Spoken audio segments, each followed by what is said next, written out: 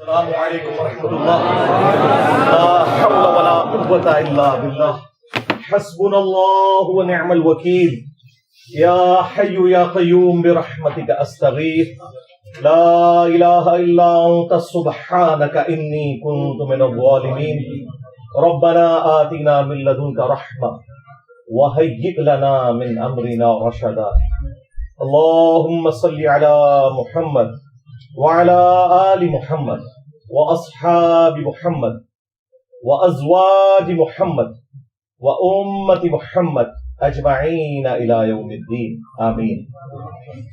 الحمد لله رب العالمين والصلاة والسلام على سيد الأنبياء والمرسلين وعلى آله وأصحابه أجمعين إلى يوم الدين. الحمد للہ آج 13 اگست 2023 کو سنڈے کے دن ہمارا یہ پبلک سیشن نمبر 107 منعقد ہونے جا رہا ہے. آج محرم الحرام 1445 ہجری کی 25 تاریخ بھی ہے. کل انشاءاللہ تعالی پاکستان کا یوم آزادی، حقیقی یوم آزادی جو ہے 14 اگست 2023 آنے والا ہے. تو اس کے حوالے سے میں ہر دفعہ کوئی نہ کوئی پیغام دیتا ہوں. پچھلے سال بھی جو میں نے پیغام دیا تھا وہ رات کو ہمارے ایک بھائی نے اپلوڈ کیا، وہ لگ رہا تھا اس سال کا پیغام ہے. تو اس کا مطلب ہے کہ کوئی تبدیلی نہیں آئی بلکہ حالات زیادہ ورسٹ ہو گئے ہیں. یہی وجہ ہے کہ آپ اس کو 5 سال بعد بھی سنیں گے تو وہی باتیں آپ کو لگیں گی. جو میں نے پرابلم ہائی لائٹ کی تھی، بجائے اس کے کہ ہم خوشنما باتیں کر کے ایک دوسرے کو جھوٹی تسلیاں دے کر اٹھیں، ہمیں پرابلمز کو سمجھنا چاہیے. میرا خیال ہے اس وقت ملک مزید خطرناک صورتحال سے گزر رہا ہے. اس کی وجہ یہ ہے کہ دہشت گردی کا عفریت دوبارہ باہر آ چکا ہے، اور جو چیزیں ضرب عضب اور رد الفساد کے بعد کافی حد تک ایڈریس ہو گئی تھیں، وہ پرابلمز دوبارہ سے مختلف جگہوں پر نظر آنا شروع ہو گئے ہیں. پلس پاکستان کی جو پولیٹیکل سچویشن ہے وہ بھی آپ کے سامنے ہے. پاکستان کے ایک جماعت کے بڑے لیڈر مسلم لیگ نون کے نواز شریف صاحب، وہ باہر بیٹھے ہوئے ہیں، اور ظاہر ہے کہ انہوں نے بھی ابھی عدالتوں سے اپنے کیس فارغ کروانے ہیں تو ہی واپس آ سکتے ہیں. اور دوسری طرف ایک اور بڑی جماعت پاکستان تحریک انصاف کے جو چیئرمین ہیں وہ اٹک جیل کے اندر ہیں، اور ابھی تازہ آپ کو پتہ ہے اسمبلیاں بھی تحلیل ہو گئی ہیں، اور ایک غیر معروف شخصیت پرائم منسٹر کے عہدے کے لیے نامزد ہوئی ہیں. ان میں بس ایک ہی پازیٹیو چیز مجھے نظر آئی ہے کہ وہ بلوچستان سے ہیں. ہم بھی یہ پہلے کہتے ہیں کہ چھوٹے صوبوں کو اہمیت دینی چاہیے، صرف پنجاب کی جاگیرداری نہیں ہونی چاہیے آرمی چیف کی پوسٹ کے اوپر یا چیف جسٹس کی پوسٹ کے اوپر یا پرائم منسٹر کی پوسٹ کے اوپر. تو یہ ایک اچھا ڈیسیژن اس اعتبار سے تو ہے. باقی ظاہر ہے کہ ان کی جو پولیٹیکل تھاٹس ہیں وہ ان کے پرانے بیانات کے ذریعے میڈیا کے اوپر آ چکی ہیں. تو ان سے صرف نظر کرتے ہوئے چلے مستقبل میں جس کام کے لیے انہیں بٹھایا گیا ہے وہ اس وعدے کو پورا کریں، اور ٹائم کے اوپر انتخابات ہوں، جو کہ اب آفیشلی آئین کی ساری وہ شکوں کو استعمال کرتے ہوئے فروری 2024 تک لے گئے ہیں. میں تو اس پہ بھی بڑا خوش ہوں کہ اگر فروری یا مارچ 2024 کے اندر بھی الیکشن ہو جائے، کیونکہ ہمارے دلوں میں تو وسوسے آتے ہیں کہ شاید کوئی یہ معاملہ لٹکانے والا ہو رہا ہے. تو لٹکانے سے تو فائدہ نہیں ہوگا، کیونکہ جن لوگوں کا عوام میں سٹیک نہیں ہے انہیں کوئی پرواہ نہیں ہوتی ملک کے ساتھ کیا ہو رہا ہے. جو پولیٹیکل لیڈرز ہوتے ہیں انہیں کم از کم اتنی شرم و حیا ہوتی ہے کہ ہم نے پبلک میں آ کے لوگوں کا سامنا کرنا ہے. تو ظاہر ہے کہ لوگ پھر ان کا انالیسس کرتے ہیں جو کچھ انہوں نے گورنمنٹ کے اندر رہ کے پرفارم کیا ہوتا ہے. تو لوگوں کے لیے جج کرنا آسان ہو جاتا ہے. میں نے پچھلی دفعہ بھی عرض کیا تھا کہ پاکستان کا ایک ہی بڑا مسئلہ ہے، وہ یہ ہے کہ جو لوگ اپنی ڈیوٹیز کے اوپر لگے ہوئے ہیں وہ اپنا کام کرنے کی بجائے دوسرے کاموں کے اندر انٹرسٹ فیل کر رہے ہیں. اس کی وجہ سے نہ صرف یہ کہ وہ دوسرے کاموں کو صحیح طریقے سے کر نہیں پاتے، بلکہ اپنا جو ان کا کام ہے اس کے اندر بھی وہ کمزوری کا شکار ہے. اگر ایک چیف جسٹس ہاسپٹل کے وزٹس کرنا شروع کر دے گا، ڈیم فنڈ بنانا شروع کر دے گا، اور اس چیز کی پرواہ نہیں کرے گا کہ لاکھوں کیسز اس کی عدالتوں میں رکھے میں، تو وہ ان کاموں کی طرف کیا توجہ دے گا؟ چونکہ میڈیا کے اندر آنے میں ان لوگوں کو شاید خوشی محسوس ہوتی ہے. آپ پچھلے آلموسٹ 7-8 سال سے دیکھ لیں کہ ہمارا جو 9 بجے کا خبر نامہ ہے وہ عدالت نامہ بن چکا ہوا ہے. فلاں کو بیل مل گئی، فلاں کو ملنے والی ہے، فلاں کے اوپر فلاں کیس آ گیا، فلاں جج نے یہ ریمارکس دے دیے. آج ایک پولیٹیکل جماعت کا لیڈر کوئی بات کرتا ہے، اگلے دن عدالت سے اس کا ریبٹل آتا ہے. حالانکہ ججز کا کوئی کام نہیں ہے کہ وہ کسی بھی سٹیٹمنٹ کے اوپر ریبٹل کریں، سوائے اس کے کہ جس کام کے لیے وہ بیٹھے ہوئے ہیں. جج گونگا ہونا چاہیے، وہ صرف سنتا ہے اور سن کے جج کرتا ہے، اس کے بعد وہ فیصلہ سنا دیتا ہے. یہ نہیں ہوتا کہ وہ ایک اس کو صحافت نامہ بنا کر پیش کرتا ہے اپنی عدالت کی کارروائی کو. یہ کام نہیں ہونے چاہیے، اور وہ ہو رہے ہیں مسلسل.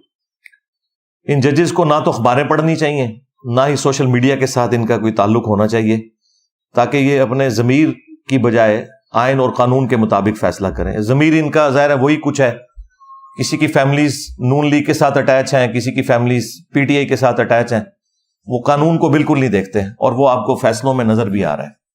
اس لیے میں نے بارہا عرض کیا ہے کہ پاکستان میں پہاڑوں کے اندر ٹنلز کھود کے وہاں پہ بہترین فیسلٹیز دے کے ان ججوں کو بٹھایا جائے، اور وہاں پہ عدالتیں لگنی چاہیے. ان ججز تک کوئی بھی اخبارات اور اس طرح کی چیزیں نہیں پہنچنی چاہیے، تاکہ یہ صحیح فیصلہ کریں. عدالت کا نظام اگر درست ہو جائے، باقی سارے معاملات خود بخود صحیح ہو جائیں گے. ہمارے ملک کا سب سے بڑا مسئلہ یہ ہے کہ عدالتیں اپنا کام صحیح طریقے سے نہیں کر رہی، انصاف کے ساتھ بھی نہیں کر رہی، ٹائملی بھی نہیں کر رہی، اور الٹا تنخواہیں یہ سب سے زیادہ لے رہے ہیں، اور پھر لوگوں کو بیٹھ کے یہ بھاشن دے رہے ہوتے ہیں. دوسری طرف ہماری جو اسٹیبلشمنٹ ہے، انہوں نے تازہ توبہ کی تھی، لیکن پھر 9 مئی ہو گیا.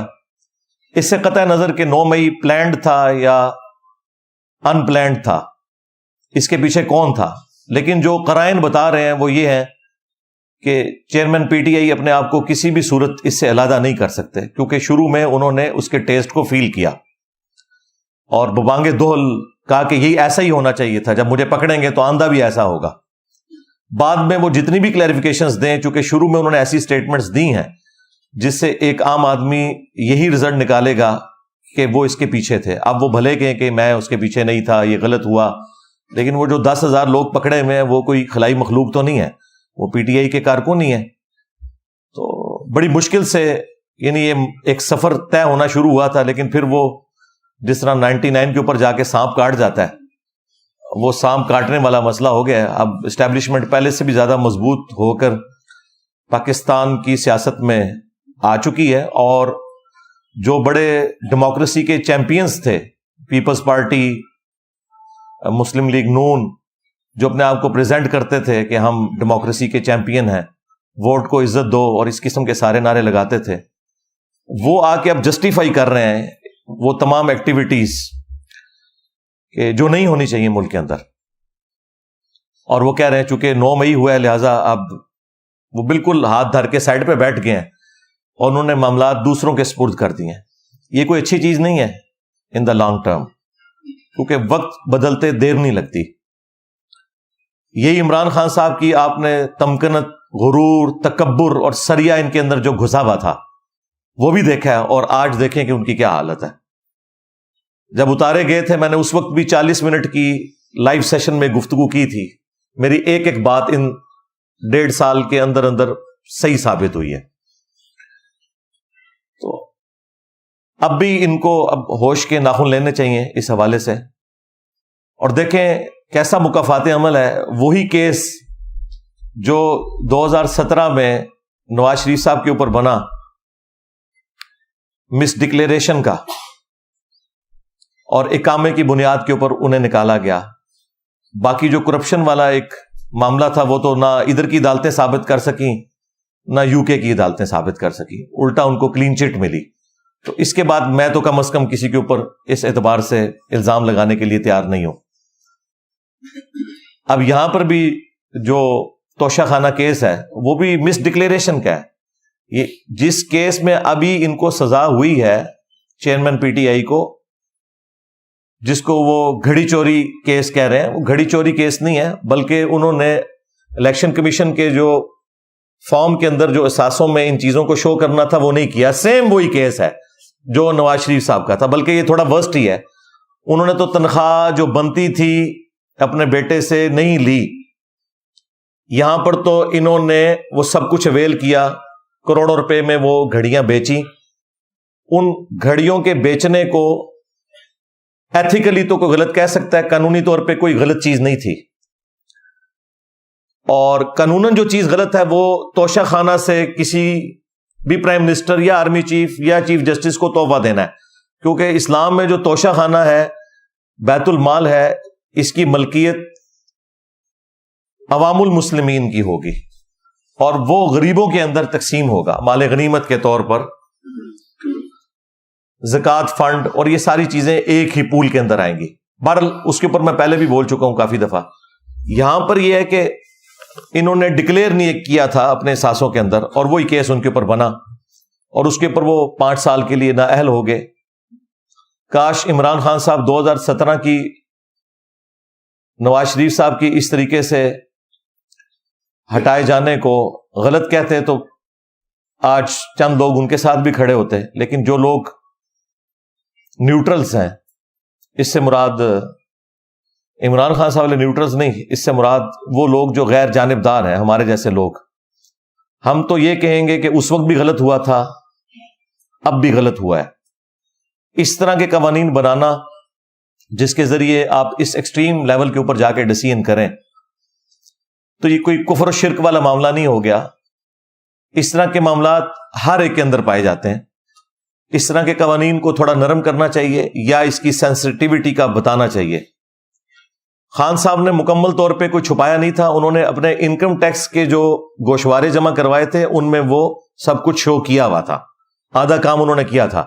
لیکن قانون تو آپ کو پتہ ہے اندھا ہوتا ہے، تو وہ قانون کی گرفت میں وہ آگے کہ جو الیکشن کمیشن کے پاس جمع کروائے تھے اس میں انہوں نے ڈکلیریشن نہیں کی تھی، جو قانوناً ظاہر ہے کہ جرم ہی بنے گا، کیونکہ اسی جرم کے اوپر ایک پرائم منسٹر سپریم کورٹ نے فارغ کیا تھا. تو وہ چیزیں پلٹ کے اسی طریقے سے واپس آ رہی ہیں. اس وقت بھی جو لوگ حکمران ہیں میں ان سے بھی ریکویسٹ کروں گا کہ آپ اس ایکسٹریم پہ آگے نہ جائیں کہ کل کو وقت بدلے اور خدا نہ خواستہ کوئی ایسے معاملات آئیں اور پھر یہ لوگ آپ سے بدلہ لے رہے ہوں. جب تک یہ لوگ اپوزیشن میں تھے اس وقت ببانگ دول کہتے تھے کہ اگر ہمیں کبھی موقع ملا تو ہم خان صاحب کے ساتھ یہ کچھ نہیں کریں گے. لیکن ایک ایک کر کے وہ ساری کی ساری چیزیں ہوتی بھی آپ کو نظر آ رہی ہیں. عدالتیں بھی کس طرح مینج ہو رہی ہیں وہ بھی آپ کو نظر آ رہا ہے، اور کس طریقے سے معاملات کو بگاڑا جا رہا ہے. اس میں خان صاحب کا بھی قصور ہے اور ہم ان کو اس وقت بھی سمجھا رہے تھے کہ آپ پولیٹیشنز کے ساتھ بیٹھیں، otherwise at the end of the day انہی پولیٹیشنز نے ہی آپ کو بینیفٹ پہنچانا ہے. جن لوگوں کے ساتھ آپ امیدیں وابستہ کیے ہوئے ہیں انہوں نے آپ کے کوئی کام نہیں آنا، کیونکہ وہ ہر زمانے میں ٹیشو پیپر کی طرح لوگوں کو استعمال کر کے پھینک دیتے ہیں اور ایک سٹیپ آگے بڑھ جاتے ہیں. لیکن انہیں نہیں سمجھ آ رہی تھی اس وقت.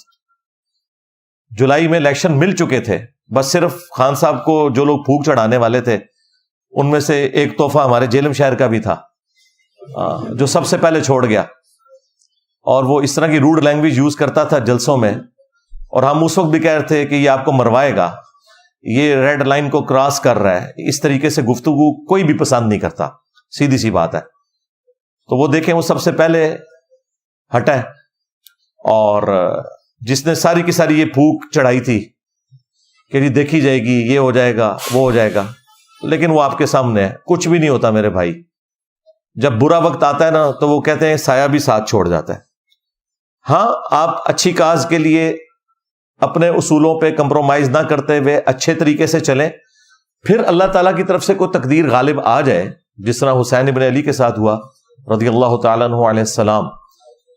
تو اس پہ تو پھر صبر آ جاتا ہے. لیکن جب آپ غلط معاملات کو غلط طریقے سے لوگوں کے سامنے پریزنٹ کرتے ہوئے چلیں, پھر ظاہر ہے کہ آپ کے ساتھ کوئی اس طرح کی ہمدردی والا لیول پہ جا کے ہم ہمدردی نہیں کر سکتے, سوائے اس کے کہ ہم آپ کے مخالفین کو یہ سمجھائیں کہ جو کچھ آپ کے ساتھ ہوا تھا وہ کچھ آپ اپنے مخالفین کے ساتھ نہ کریں. توشہ خانہ کے حوالے سے میں نے پہلے بھی عرض کیا تھا کہ بخاری اور مسلم دونوں میں حدیث ہے, نبی صلی اللہ علیہ وآلہ وسلم نے عاملین زکوٰۃ کو, جو زکوٰۃ کے کلیکٹرز ہوتے ہیں, ان کو بھیجا وہ جا کے زکوٰۃ کلیکٹ کریں نبی صلی اللہ علیہ وآلہ وسلم کے بہاف کے اوپر. اور جب وہ واپس آتے تھے تو وہ کچھ مال بیت المال میں جمع کرواتے تھے اور کچھ اپنے پاس رکھتے تھے, بھیڑ بکریاں جو انہیں گفٹ ملی ہوئی ہوتی تھی. اور نبی علیہ السلام سے آگے عرض کرتے تھے کہ یا رسول اللہ, یہ تو وہ ہے جو زکوٰۃ کی مد میں لوگوں نے جمع کروایا, اور یہ وہ گفٹس ہیں جو ہمیں لوگوں نے دیے. تو نبی صلی اللہ علیہ وآلہ وسلم نے فرمایا کہ تم لوگ اپنے گھروں میں جا کے اپنے ماں باپ کے پاس بیٹھو, میں دیکھتا ہوں کہ تمہیں یہ گفٹ کون دیتا ہے, یہ گفٹ تمہیں اس پوسٹ کی وجہ سے ملے, لہٰذا یہ بھی مسلمانوں کی امانت ہے, بیت المال میں جمع ہوگی. تو نبی صلی اللہ علیہ وآلہ وسلم ان گفٹس کو بھی بیت المال میں جمع کیا کرتے تھے. تو یہ پاکستان میں جو یہ قانون ہے توشہ خانہ کا کہ آپ پہلے تھا 20% دے کے, پھر بنا 50% دے کے اس کی مالیت, اور اس کو آپ ریٹین کر سکتے ہیں لیکن بیچ نہیں سکتے. نہ تو ریٹین کر سکتے ہیں نہ بیچ سکتے ہیں, یہ آپ کی ملکیت ہی نہیں ہے, کیونکہ پرائم منسٹر آف پاکستان ایک پوسٹ ہے, اس پوسٹ کو ملا ہے یہ گفٹ, نہ کہ یہ نواز شریف صاحب کو ملا ہے یا عمران خان صاحب کو ملا ہے, اس پوسٹ کی وجہ سے ملا ہے, ورنہ تو باقی لوگوں کو بھی مل رہے ہوں گفٹ. اس لیے یہ تو قانون ہی ویسے ہی چینج ہونا چاہیے. اب اس طرح کے معاملات کے بعد تو اس کے اوپر نظر ثانی کرنی چاہیے. دوسری بات میں سمجھتا ہوں ہمیں اب مان لینا چاہیے کہ ہم ایز اے نیشن انکمپیٹنٹ ہیں. جب تک ہم یہ چیز نہیں مانیں گے اس وقت تک ہم لرن نہیں کر سکتے. ویسے ہم ملی ترانوں کے ذریعے اپنے آپ کو بڑا کر کے پریزنٹ کریں, لیکن یہ حقیقت بات ہے کہ دنیا بہت آگے نکل چکی ہے اور ہم بہت پیچھے رہ گئے ہیں. ایون آپ گیمز میں بھی دیکھ لیں, جن گیمز کے اندر ہمیں بڑا ایک فخر تھا کہ نیچرل ٹیلنٹ اویلیبل ہے ہاکی کی گیم کے اندر, وہ بھی آپ دیکھ لیں کہ ہمارا کیا حشر ہو گیا ہے, کیونکہ دنیا نے اس کو سائنٹیفک انداز میں لے کے چلنا شروع کیا اور ہم وہی پرانے اپنے معاملات کو اس طریقے سے لے کے چل رہے تھے تو پیچھے رہ گئے. تو انکمپیٹنسی بھی ہے, پراپر بندہ جو پراپر جاب کے اوپر ہونا چاہیے وہ نہیں ہے. ایٹ لیسٹ 3 بڑے جو عہدے ہیں نا, ایک پرائم منسٹر کا عہدہ, دوسرا چیف جسٹس کا عہدہ اور تیسرا آرمی چیف کا عہدہ, ان 3 عہدوں کے اوپر امین قسم کے لوگ جو اس فیلڈ کے اندر ایکسپرٹیز بھی رکھتے ہوں اور ان کے اندر ول بھی ہو کام کرنے کی, وہ ہونے چاہیے. نچلے والے معاملات پھر بعد میں آہستہ آہستہ درست ہوں گے, وہ اچانک نہیں درست ہوتے. میں تو اس مت کو بالکل نہیں مانتا کہ اوپر کوئی صحیح بندہ آ جائے تو نیچے سب کچھ صحیح ہو جائے گا. ایسے ہو ہی نہیں سکتا. نیچے گراس روٹ لیول کے اوپر جتنی خرابی ہے اس کو اوپر بیٹھا ہوا بندہ حل نہیں کر سکتا. وہ صرف قانون بنا سکتا ہے, تھوڑی سزائیں سخت کر سکتا ہے, لیکن وہ نیچے تک اس کے اثرات پہنچتے ہوئے کافی ٹائم لگتا ہے. لیکن طریقہ یہی ہے کہ اوپر سے رولز بن کے اور معاملات آہستہ آہستہ چلنے چاہیے, لیکن وہ ہمیں نظر نہیں آتا. یہاں پر ہر کوئی میڈیا میں ان رہنے کی کوشش کرتا ہے, پاور کو اپنے ہاتھ میں رکھنے کی کوشش کرتا ہے. پہلے پاکستان میں صرف طاقت جو ہے وہ اسٹیبلشمنٹ کے پاس تھی اور مولوی ان کے اعلی کار ہوا کرتے تھے, ایک دوسرے کے بینیفیشری ہوا کرتے تھے. پھر جب افتخار محمد چودھری صاحب کے بعد عدالتیں ذرا ڈومیننٹ ہو کے سامنے آئیں تو اب ملک میں 2 پاورز ہیں, ایک عدلیہ اور دوسری اسٹیبلشمنٹ, اور یہ آپس میں ایک دوسرے کو فائدہ بھی پہنچاتے ہیں اور بعض اوقات اپنے مفادات کی خاطر ایک دوسرے کے خلاف بھی کھڑے ہو جاتے ہیں, اور ہم خام خواہ خوش ہو رہے ہوتے ہیں کہ یہ ڈیسیژن ہو گیا, وہ ہو گیا, حالانکہ یہ اپنے مفادات کو ہی دیکھ کے چل رہے ہوتے ہیں. لیکن ڈیموکریٹک ویلیوز کے اندر, ڈیموکریسی کے اندر تو اصل طاقت تو عوام کے پاس ہونی چاہیے. لیکن میں ڈیموکریسی وہ بات کر رہا ہوں جو اسلامک ڈیموکریسی ہے قرآن و سنت کے دائرے کے اندر, وہ کفر والی ڈیموکریسی کی بات نہیں کر رہا. یہ میں وہ بات کر رہا ہوں جو امرہم شورا بینہم قرآن میں ہے, مسلمانوں کے آپس کے معاملات مشورے سے طے ہوں گے حلال کے دائرے کے اندر. حرام کے معاملے میں نہ تو کوئی ووٹنگ ہوگی نہ کسی کا ڈیسیژن ہوگا, وہ قرآن و سنت کو فائنل اتھارٹی مانا جائے گا. تو وہاں پر پارلیمنٹ کو ایک سپریم ہونا چاہیے, لیکن وہ پارلیمنٹ آپ کے سامنے ہے. یہ آپ دیکھیں آخری دنوں میں انہوں نے تھوک کے حساب سے بل پاس کیے ہیں, جو اصل کرنے کا کام تھا نا وہ انہوں نے آخری دنوں میں کیا ہے, اور جس طریقے سے کیا ہے پتہ نہیں وہ کیا قانون انہوں نے پاس کیے ہیں, کس کے کہنے کے اوپر کیے ہیں. یہ وہی کام ہے جو مولوی کرتے ہیں کہ 8 سال کے درس نظامی کے کورس میں 7 سال تک شیخ سعدی کا کلام پڑھاتے رہتے ہیں, فارسی کے معاملات سکھاتے رہتے ہیں, اور آخری سال جا کے دورہ حدیث کروا دیتے ہیں. اس لیے وہ پہلے ہی ان کا وہ سارے کا سارا ٹائم ضائع ہو چکا ہے. اب دورہ حدیث نے ان کے اوپر کیا فرق ڈالنا ہے. یہ ہماری پارلیمنٹ نے بھی یہی کیا ہے کہ 4.5 پونے 5 سال تک یہ لوگ اپنا ٹائم ایک دوسرے کے خلاف بیان بازیوں میں دیتے رہے ہیں, اور آخری دنوں میں آ کے انہوں نے قانون پاس کیے ہیں. اب کوئی پتہ نہیں نہ ان قوانین کے اوپر کوئی بحث ہوئی ہے, اب اس کا رزلٹ کیا نکلنا ہے, اور بعد میں وہ قوانین کس کے لیے استعمال ہونے ہیں, ایک دوسری جماعتوں کو نیچا کرنے کے لیے, پولیٹیکل لیڈرز کو اندر ڈالنے کے لیے. تو اللہ ہی بہتری کرے. بہرحال اس وقت میں سمجھتا ہوں سب سے بڑی ذمہ داری ہمارے آرمی چیف کے اوپر ہے, اور یہ میں کوئی خوشی سے نہیں کہہ رہا, ایسا ہونا تو نہیں چاہیے. پرائم منسٹر کا کام ہے کہ وہ اس طرح کے ڈیسیژن کرے, لیکن چونکہ اب ایک گراؤنڈ ریئلٹی تو ہے, اس کو انکار تو نہیں کیا جا سکتا کہ پریکٹیکلی سب سے پاورفل پرسنالٹی آرمی چیف ہی پاکستان کے اندر ہوتا ہے, اور اب تو بہت زیادہ پاورفل ہو گئے 9 مئی کے بعد. تو ان کے اوپر اب ذمہ داری بھی ہے کہ اگر وہ پاکستان کو صحیح آگے لے کے چلنا چاہتے ہیں تو جس کی ڈیوٹی ہے وہ اس کو کرنے دیں, نہ عدالتوں میں کوئی انٹروین کریں, نہ پالیٹکس کے اندر. اور اگر انہیں یہ خدشہ ہے کہ اس سے کوئی فوج کی ساکھ کو نقصان ہو جائے گا تو ٹھیک ہے یار, مل بیٹھ کے اب کوئی معاملہ حل کر لیں. سارے بڑے بیٹھے ہیں, پولیٹیکل لیڈرز بیٹھے ہیں, سارے بڑے, چیف جسٹس کو بٹھا لیں اور آرمی چیف بیٹھ جائیں اور کوئی معاملے کو طے کریں کہ اب آگے ہم نے چلنا کیسے ہے. میرا خیال ہے کہ جتنے پولیٹیکل لیڈرز ہیں ان میں سے مجھے سب سے اچھا ویژن شاہد خاقان عباسی صاحب کا لگا. پی ٹی اے والوں کو تو آج کل ویسے وہ اچھے لگنا شروع ہو گئے ہیں. جس وقت ہم ان کی تعریف کرتے تھے اس وقت یہ ہمیں گالیاں نکالتے تھے. آپ 8 سے 1.5-2 سال پہلے کی بھی ان کی گفتگو سنیں, اور دوسرے وہ جو ایک پیپلز پارٹی چھوڑ گئے, کیا نام ہے ان کا, مصطفیٰ نواز کھوکر صاحب, یہ حالانکہ یہ لبرلز ہیں. خیر خاقان عباسی صاحب تو ایک مذہبی آدمی ہے, لیکن ماشاءاللہ یہ رول آف لا پہ چلنے والے لوگ ہیں. یہ جو باتیں کر رہے ہیں, میں ان کے کاموں کی بات نہیں کر رہا, وہ باتیں ماشاءاللہ بہت اچھی کر رہے ہیں. اور وہ 2-2.5 سال پہلے بھی کہہ رہے تھے کہ جب تک ہم یہ طے نہیں کرتے نا کہ ہم نے مستقبل میں کرنا کیا ہے, تو آپ الیکشن بھی کروا لیں, پھر وہی چوچو کا مربع ہی بننا ہے, اور وہی حالات و واقعات بگڑتے چلے جائیں گے. اور یہ میں ان کو سیکنڈ کرتا ہوں کہ بالکل انہوں نے ٹھیک کہا تھا. جب تک, یعنی اب وہ ایک مثال سمجھانے کے لیے دی جاتی ہے کہ جب تک کتے کو کنویں سے نہ نکالیں تو 20 ڈول نکالنے کیا, آپ 2000 ڈول بھی نکال لیں تب بھی وہ پانی پاک نہیں ہوگا. تو یہ اصل جو ایشوز ہیں ان کو ایڈریس کیا جائے. ہماری انکمپیٹنسی کا مسئلہ ہے, یہ ہمیں ماننا چاہیے, اور خبروں میں رہنے کا شوق, اس کی وجہ سے دوسرے کے کاموں میں جا کے لچ فرائی کرنا, یعنی کہ لچ تلنا, تو یہ ساری کی ساری چیزیں اس وقت اس نے پوری قوم کو پریشان کیا ہوا ہے. سیدھی سی بات ہے. اب 14 اگست کے اوپر آپ دیکھیں جس طریقے سے ایک غیر اعلانیہ ایک خاص پولیٹیکل جماعت کا کریک ڈاؤن کیا جا رہا ہے, اس طرح کرنے سے کوئی مسئلے حل تو نہیں ہونے. اور دیکھیں, میں اگر اس جماعت کی فیور میں بات کر رہا ہوں تو سب سے زیادہ کرٹک بھی میں اس جماعت کا رہا ہوں, ان کے چیئرمین کا رہا ہوں, سوائے ان چند باتوں میں جو اچھی تھی میں سپورٹ بھی کرتا تھا. تو اب بھی میں یہ بات کروں گا کہ یہ کوئی طریقہ نہیں ہے, اس طرح کرنے سے پرابلمز حل نہیں ہونے, مزید بگڑیں گے. کیونکہ جب آپ پولیٹیکل لیڈرز کو اس طرح اندر کرتے ہیں تو آپ ان کی پولیٹیکل تھاٹس تو بدل نہیں سکتے, کیونکہ ان کے لیے سب کچھ وہی ہوتا ہے. عمران خان صاحب 1000 یو ٹرنز لے لیں, لیکن یہ یو ٹرن وہ نہیں لیں گے کہ ملک چھوڑ کے چلے جائیں.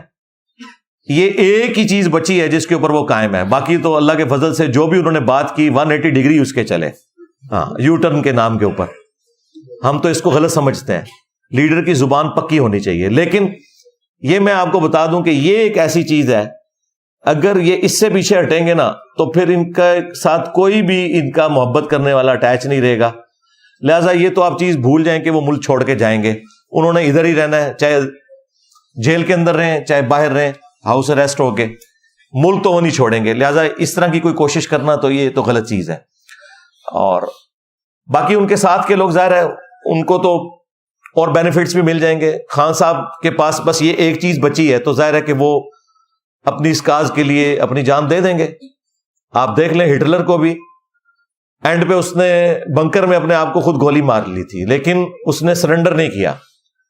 یہ میں نے آپ کو مثال اس لیے دی کہ جو لوگ اپنی زبان کے ذریعے اور گفتگو کے انداز کے ذریعے اتنی زیادہ پبلک کو اپنے ساتھ لگا لیتے ہیں تو ان کے پاس پھر الٹیمیٹلی جو وہ سو کالڈ عزت سمجھتے ہیں وہ ان کے پاس موجود ہوتی ہے, وہ اسے گنوانا نہیں چاہتے. تو یہ تو خیر ایک ورسٹ مثال تھی. مسولینی کی مثال آپ دیکھ لیں, اس کو تو پھر پھانسی پہ لٹکایا گیا تھا. وہ بھی اسی طریقے سے عوام کو اپنی تقریروں کے جال میں پھنسائے ہوئے تھا. خان صاحب کا معاملہ ایگزیکٹلی ویسا تو نہیں ہے, لیکن کچھ چیزیں کامن ہیں دونوں طرف. تو میرا خیال ہے کہ ایسا کوئی معاملہ کرنا نہیں چاہیے کہ جس کی وجہ سے ملک میں حالات مزید بگڑ جائیں. اور پہلی دفعہ ہم دیکھ رہے ہیں کہ فوج کے اندر بھی ایک ایسی ڈویژن نظر آ رہی ہے جو نہیں ہونی چاہیے, کیونکہ پاکستان کی یونٹی کی علامت جو ہے وہ پاکستان کی فوج ہے. آپ لوگوں کو تو شاید اس چیز کا احساس نہ ہو. میرے جیسا بندہ جو سب سے زیادہ کرٹک ہے فوج کی انوالومنٹ پالیٹکس کے اندر, 2013 سے لے کے آج تک میری ویڈیوز آپ دیکھیں, جس زمانے میں ان کی پالیسی نہیں تھی کہ ہم اے پولیٹیکل ہیں, اس زمانے میں بھی میں کہتا تھا کہ یہ غلط ہے. اب تو وہ خود کہتے ہیں ہمیں پالیٹکس میں نہیں آنا چاہیے, اگرچہ وہ مکمل طور پہ اپنے آپ کو نکال بھی نہیں پا رہے مجبوری کی وجہ سے. اور 9 مئی تو ان کے ہاتھ میں ایک ہتھیار آ گیا. تو میں اس وقت بھی یہ کہتا تھا, لیکن ایک بات آپ لوگ سمجھ لیں کہ پاکستان میں اگر سب سے آرگنائز کوئی ادارہ ہے جو پاکستان کی یونٹی کی علامت ہے تو وہ فوج ہی ہے. اس چیز کا احساس جو لوگ باہر ہیں ان کو تو نہیں ہوگا, جو اندر ہیں ان کو اس چیز کا احساس ہے کہ پاکستان میں کراچی سے لے کر خیبر پختونخوا تک یا بلوچستان کے آپ سرحدی علاقوں میں چلے جائیں, سب جگہ پہ اگر کوئی کامن بانڈ ہے نا پاکستان کی نیشن کا تو وہ فوج ہے, کیونکہ سیکیورٹی کو فوج دیکھ رہی ہوتی ہے. پاکستان کے ایٹامک انرجی کے اداروں کی ساری سیکیورٹی فوج کے پاس ہے. پاکستان کا سارا سینسٹیو اسلحہ فوج سیکیورٹی کو دیکھ رہی ہوتی ہے. ایون ہماری جو سائٹس کے اندر بھی سیکیورٹی ہے وہ بھی فوج کے پاس ہوتی ہے, اور بڑی مشقت والی زندگی وہ گزار رہے ہوتے ہیں. پورا دن سخت گرمیوں کے اندر آپ پہاڑوں کے اندر جہاں پہ ہیومیڈیٹی کا لیول بھی بہت زیادہ ہو, اور آپ پوسٹوں کے اوپر بیٹھ کے اے سی والے کمروں میں نہیں, عام پوسٹوں پہ بیٹھ کے پورا دن ڈیوٹی کریں, اور جب تھکے ہارے رات کو اپنے کمرے کے اندر آئیں تو اس کمرے سے کبھی کوئی سانپ نکل رہا ہو, کوئی بچھو نکل رہا ہو, تو یہ تو نارمل ہے. یہ تو چیزیں میں نے خود آبزرو کی ہیں, میں نے بھی سائٹس پہ کئی دفعہ راتیں کاٹی ہیں. ہم تو چونکہ آفیسر رینک کے تھے, ہم تو ریسٹ ہاؤسز کے اندر ٹھہرتے تھے, لیکن مسجد میں تو ملاقات ہو جاتی تھی, تو اس طرح کی ساری باتیں پتہ چلتی تھی کہ آج ہمارے ڈرائیورز کے روم سے بھی سانپ نکل آیا, فوجیوں کے اس کمرے سے بھی نکل آیا. تو مجھے وہاں جا کے اس چیز کا زیادہ احساس ہوا کہ باہر بیٹھ کے یعنی اس طرح باتیں کرنا یہ آسان ہے, لیکن پریکٹیکلی معاملات کو لے کے چلنا یہ بڑا مشکل ہے. اور ظاہر ہے کہ جو لوگ کرٹیسزم کر رہے ہوتے ہیں اسٹیبلشمنٹ کے اوپر, وہ ظاہر ہے ان فوجیوں پہ تو نہیں کر رہے ہوتے جو بارڈر کے اوپر قربانیاں دے رہے ہیں. عام حالت میں بھی بارڈرز کے اوپر سانپ کے کاٹنے سے فوجی ریگولرلی شہید ہوتے رہتے ہیں, لیکن وہ خبریں اس طریقے سے میڈیا میں نہیں آ رہی ہوتی, وہ نارمل ایک چل رہے ہوتے ہیں معاملات. تو عام عوام تو عام فوجیوں سے تو محبت کرتی ہے, صرف یہ جو پالیٹکس میں چند ایک بڑے لوگ انوالو ہوتے ہیں اس کی وجہ سے تھوڑا سا ایک ان لوگوں کے دلوں میں اس حوالے سے چیزیں آتی ہیں جو ان کو بھی خود احساس ہے. لیکن ظاہر ہے کہ اب وہ 70-75 سال کے پھنسے ہوئے ہیں اس معاملے میں, نکلنے کے لیے انہیں ٹائم چاہیے, اور میرا خیال ہے ایک دوسرے کو ٹائم دینا چاہیے تاکہ معاملات بہتری کی طرف جائیں. 14 اگست کے اوپر 2023 میں یہ ساری باتیں ہم کر رہے ہیں, 8 سے سال پہلے بھی کر رہے تھے, اس سے بھی 1 سال پہلے کر رہے تھے, ہمارا کام صرف اتنا ہی ہے کہ ہم نے اپنی زبان کے ذریعے جہاد کرنا ہے اور اپنے بڑوں تک اپنے میسج کو پہنچانا ہے کہ بھائی اپنے آپ کو سدھارو، خدا کے لیے نیشن کی فکر کرو. ہماری اکانومی کس لیول کے اوپر جا کے گر گئی ہے، اور ہم IMF سے، اپنے دوست ملکوں سے قرضے لینے کے چکروں میں پڑے رہتے ہیں. اس سے کوئی مسئلہ حل نہیں ہونا.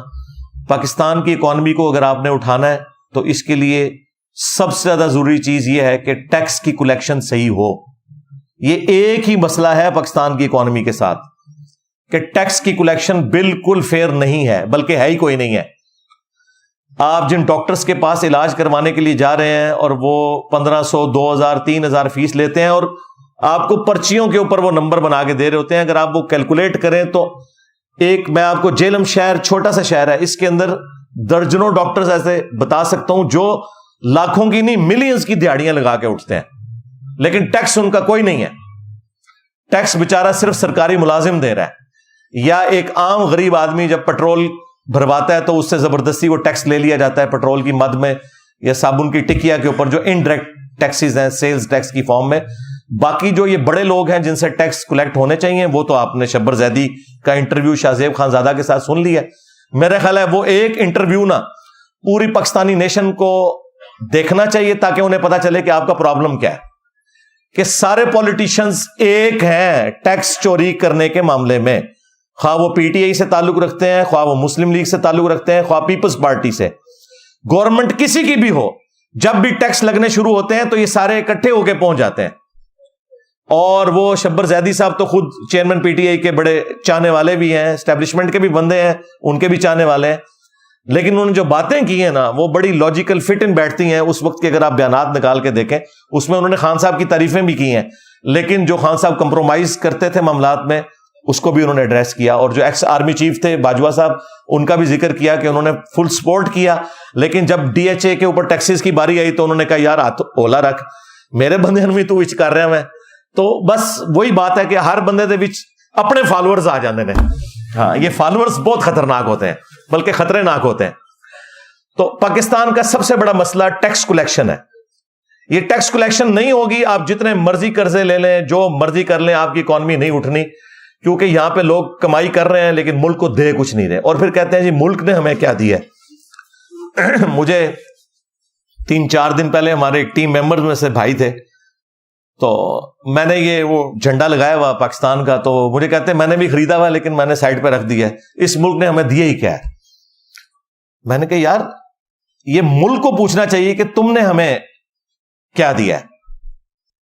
ملک نے تو وہ کچھ آپ کو دیا ہے کہ جو آپ سوچ نہیں سکتے. یعنی میں آج اس ایک بڑے منصب کے اوپر اللہ تعالیٰ نے مجھے پہنچایا ہے. صدیوں میں بہت کم لوگ ہیں جن کو اس لیول کا عروج ملتا ہے. تو ظاہر ہے سب کچھ میں نے ادھر سے ہی حاصل کیا ہے، ادھر ہی میری تعلیم ہوئی ہے، ادھر سے ہی میں نے سب کچھ سیکھا ہے، سب کچھ لرن کیا ہے. میں باہر کے کسی ملک سے تو پڑھ کے نہیں آیا، میری جتنی ایجوکیشن ہے وہ ملک کے اندر ہے. تو ہم نے دیکھنا ہے کہ ہم نے ملک کو کیا دیا ہے. کیا ہم ٹیکس دے رہے ہیں پورا؟ تو بالکل نہیں، سوائے وہ فورن کمپنیاں جو یہاں کے کاروبار کر رہی ہیں، اور وہ بھی صرف گوروں کے سسٹم کی وجہ سے اس کو فالو کرتے ہوئے وہ ٹیکس دے رہی ہیں. باقی یہاں کی لوکل کمپنیاں یا لوکل جو برانڈز ہیں وہ کیا آپ کو ٹیکس دے رہے ہیں. KFC والے آپ کو ٹھیک ہے وہ چٹ نکال کے دیں گے ہر چیز کی، وہ ایک پورا ریکارڈ بن رہا ہے، وہ ٹیکس ان کا جاتا ہے گورنمنٹ کے کھاتے میں. لیکن کیا یہی کچھ باقی کمپنیاں بھی کر رہی ہوتی ہیں؟ آپ کے یہاں تو پاکستان کے آلموسٹ سارے شہروں سے دور دراز سے بھی لوگ آئے ہوئے ہیں. آپ دیکھیں کہ آپ کے شہروں میں سویٹس کی کوئی دکان ہوگی، ہاسپٹلز ہوں گے پرائیویٹ، اسی طریقے سے یہ کھانے پینے کی جو دکانیں ہیں، یہ فلودہ، آئس کریم، جو ملینز کی دہاڑیاں لگا کے اٹھتے ہیں، جو بڑے بڑے ہیں، آپ دیکھیں ان کا کوئی ریکارڈ موجود نہیں ہے. آپ پیسے دیتے ہیں اور چیز لے لیتے ہیں، کوئی آپ کو بل نہیں پکڑاتے، یا کوئی دے گا بھی تو بل نہیں ہوتا، ایک پرچی کے اوپر لکھ دیتے ہیں یہ ٹوکن نمبر. اور وہ ٹوکن نمبر بھی ایسا نہیں ہے کہ اس کا کوئی ریکارڈ ہے پیچھے، نہیں. وہ جب وہ ریکارڈ ہی نہیں ہے تو وہ کہاں سے ٹیکس دیں گے میرے بھائی؟ کھا رہے اسی ملک سے ہیں، اور پھر کہتے ہیں کہ ملک نے دیا کیا ہے. ملک نے یہ دیا ہے کہ آپ آزادی کے ساتھ یہاں کاروبار کر رہے ہیں. آج پاکستان کی پولیس عدلیہ فوج ختم کر دیں تو مجھے یہاں پہ کوئی دکان بھی کھول کے بتائے.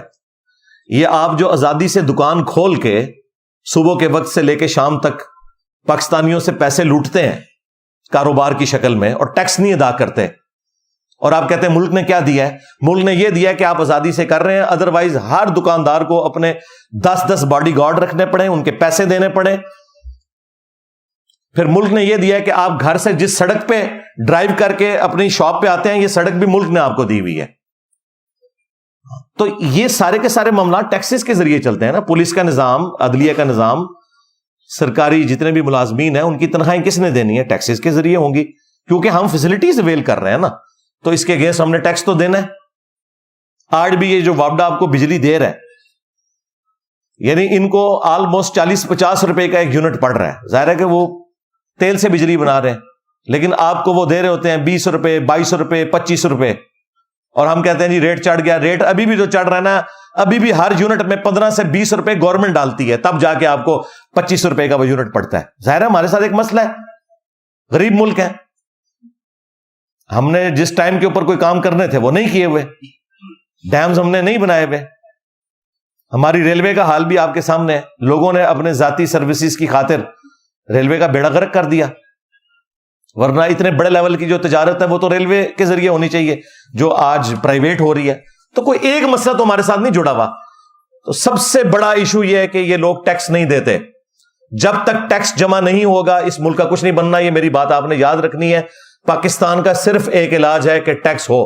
باہر کے ملکوں کی آپ مثالیں دیتے ہیں, 100 روپے کماتے ہیں تو 40 روپے ٹیکس دیتے ہیں. 100 روپے میں 40 روپے,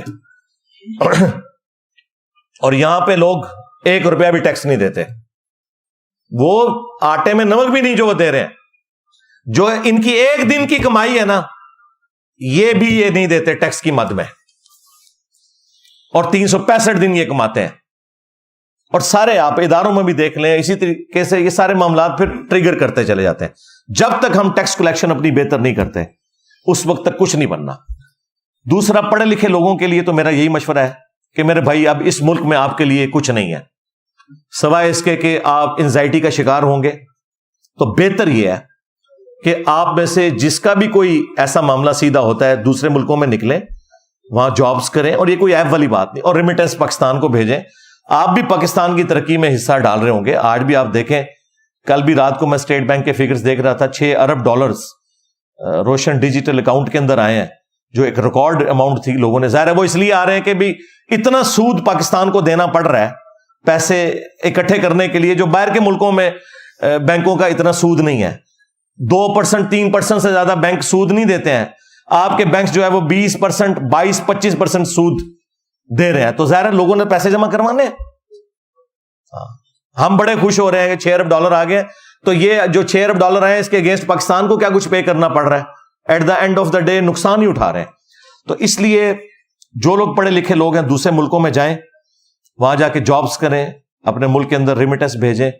اور یہاں پہ جو لوگ جن کو اللہ تعالیٰ نے اسودہ حال کیا ہے, ان کو چاہیے کہ جو فیسلٹیز وہ خود اپنے ذات کے اندر مینج کر سکتے ہیں. مثلا فیکٹری آنرز کا کوئی کام نہیں ہے کہ وہ وابڈا سے سستی بجلی لیں. ان کو چاہیے اپنے سولر پلانٹس لگائیں اور بجلی اپنی خود پروڈیوس کریں. پاکستان خوش نصیب ملکوں میں سے ہے جہاں 330 دن سورج نکلتا ہے. اس لیے میں نے سولر کے اوپر اتنی تفصیلی ویڈیو ریکارڈ کروائی تھی. اس میں نے DHA, barrier town, city housing اور باقی اسکیمز کو میں نے یہ کہا تھا کہ آپ لوگوں کے پاس وہ لوگ آ کے رہ رہے ہیں جن کے پلاٹس ہی کروڑوں میں ہیں. اگر وہ 20-25 لاکھ روپیہ, 30 لاکھ روپیہ لگا دیتے ہیں سولر سسٹم کے اوپر 8 kVA کا یا 10 kVA کا, تو نہ صرف ان کے لیے فائدہ مند ہے بلکہ غریب لوگوں کو بجلی سستی ملے گی, کیونکہ وہ یونٹس جو انہوں نے استعمال کرنے تھے اب وہ غریب لوگوں تک پہنچیں گے.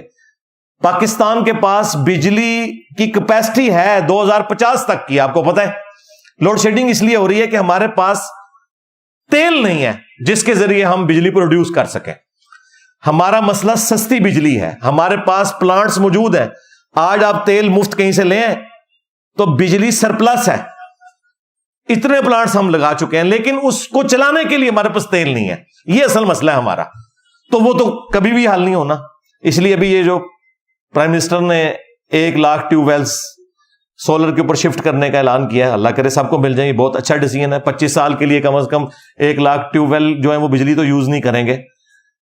انڈیا آپ کے پڑوسی ملک میں ایک صرف سولر انہوں نے پلانٹ لگایا ہے بہت بڑی زمین کے ایریا کے اوپر, جس کی کیپیسٹی 22,000 میگا واٹ ہے. یعنی پاکستان پورا جتنا بجلی استعمال کرتا ہے نا, وہ ایک سولر کے ان کے سسٹم سے اچیو ہو رہی ہے. ہاں تو دیکھیں ادھر بھی تو یہ سارے معاملات ہو رہے ہیں, وہاں پہ بھی کرپشن ہے, وہاں پہ بھی پولیٹیکل لیڈرز کھاتے ہیں, لیکن ملک کے اوپر لگاتے بھی ہیں. لیکن کم از کم وہاں پر لوگ اپنا اپنا کام کافی حد تک کر رہے ہیں. فوج پالیٹکس میں اتنی دخل نہیں دیتی, عدلیہ بھی اپنا کام کرتی ہے. ٹھیک ہے کمزوریاں وہاں پہ بھی ہیں, لیکن یہاں پہ تو بہت بڑے لیول کی کمزوریاں ہیں. تو یہ 14 اگست کا میرا پیغام تھا اپنے بڑوں کے لیے بھی, چھوٹوں کے لیے بھی, عوام الناس کے لیے بھی, کہ اپنے اوپر نظر ڈالیں. اور یہ جو میڈیا کے اندر ایک دوسرے کو ڈی فیم کرنے کے لیے سوشل میڈیا کے اوپر اس طرح کی پوسٹیں لگانا, گالی گلوچ کرنا, اداروں کے خلاف کرنا یا پولیٹیکل لیڈرز کے خلاف کرنا, یہ بالکل غلط ہے. سب ہمارے ہیں, ٹھیک ہے ڈیویٹ ہو گئے, ہم ان کی اصلاح کی کوشش کریں گے, ان کے لیے دعا کریں گے. اور آخر میں پوری پاکستانی نیشن کو بالخصوص اور باقی امت کو بالعموم 14 اگست 2023 کی مبارک دوں گا, اور سب سے ریکویسٹ کروں گا کہ اللہ کے حضور دعا کریں کہ اللہ تعالیٰ پاکستان کے لیے آسانیاں فرمائے. بلکہ میرا خیال ہے اس موقع پہ ہمیں دعا بھی کرنی چاہیے. اللہم انی اسألک بانک انت اللہ لا الہ الا انت الاحد الصمد الذی لم یلد ولم یولد ولم یکن لہ کفوا احد والہکم الہ واحد لا الہ الا هو الرحمن الرحیم الف لام میم اللہ لا الہ الا هو الحی القیوم اللہم صلی علی محمد وعلی آل محمد اللہم ربنا آتنا فی الدنیا حسنہ وفی الآخرۃ حسنۃ وقنا عذاب النار ربنا آتنا من لدنک رحمہ وہیئ لنا من امرنا رشدا اللہم احسن عاقبتنا فی الامور کلہا واجرنا من خزی الدنیا وعذاب الآخرہ. اے اللہ ہمارے ماں باپ کی, ہمارے بیوی بچوں کی, پوری امت کی تمام دینی دنیاوی جسمانی روحانی ظاہری باطنی پریشانیاں تکلیف مصیبتیں دکھ بیماریاں دشواریاں دور فرما. اے اللہ ہمارے ملک پاکستان کی خیر فرما, اندرونی اور بیرونی خطرات سے محفوظ فرما, پورے عالم اسلام کی خیر فرما, خصوص بالخصوص چائنا میں, انڈیا میں, کشمیر میں, فلسطین میں, یمن میں, عراق میں, شام میں, افغانستان میں, پاکستان میں, جہاں کہیں بھی مسلمان قسم پرسی کی زندگی گزار رہے ہیں, غیب سے ان کی عزت آبرو جان و مال کی حفاظت فرما. اے اللہ ہمارے ملک پاکستان کو دن دگنی رات چوگنی ترقی عطا فرما. اے اللہ یہ مشکلات جو مسلسل سٹارٹ سے ہی ہمارے ساتھ اٹیچ ہیں, اے اللہ ان مشکلات کا خاتمہ فرما.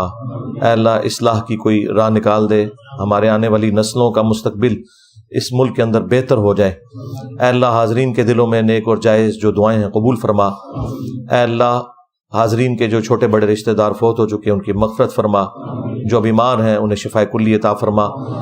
یہ تمام دعائیں تمام دنیا کے مسلمانوں کے حق میں قبول و منظور فرما. جن جن بھلائیوں کا سوال تیرے محبوب صلی اللہ علیہ وآلہ وسلم نے تجھ سے کیا, تمام مسلمانوں کے حق میں قبول و منظور فرما. جن جن چیزوں کے شر سے تیرے محبوب صلی اللہ علیہ وآلہ وسلم نے تیری پناہ طلب کی, تمام مسلمانوں کو ان چیزوں کے شر سے اپنی پناہ عطا فرما. سبحان ربک رب العزت عما یصفون وسلام علی المرسلین والحمد للہ رب العالمین وصلی اللہ علی النبی الکریم وعلی آلہ واصحابہ اجمعین الی یوم الدین. آمین.